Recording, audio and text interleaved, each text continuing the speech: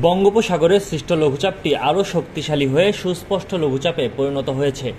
এটি ক্রমেই শক্তিশালী হয়ে ঘূর্ণিঝড়ে পরিণত হতে পারে বলে জানিয়েছেন আবহাওয়াবিদরা। ভারতের আবহাওয়া অধিদপ্তর IMD এর বরাতে সংবাদ সংস্থা PTI জানায়, বঙ্গোপসাগরের ওপর একটি নিম্নচাপ শক্তিশালী হয়ে আগামী রবিবার সন্ধ্যায় প্রবল ঘূর্ণিঝড় হিসেবে বাংলাদেশ ও তৎসংলগ্ন পশ্চিমবঙ্গ উপকূলে আঘাত হানতে পারে।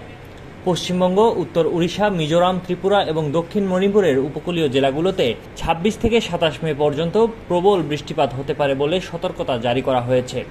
গ্রিনহাউস গ্যাস নির্গমন থেকে সমুদ্র অতিরিক্ত তাপ শোষণ করায় সমুদ্রপৃষ্ঠে অতিরিক্ত তাপমাত্রার কারণে ঘূর্ণিঝড়টি দ্রুত তীব্রতর হচ্ছে এবং দীর্ঘ সময়ের জন্য শক্তি সঞ্চয় করছে। ঘূর্ণিঝড়টি আঘাত হানলে এর নাম হবে রেমাল।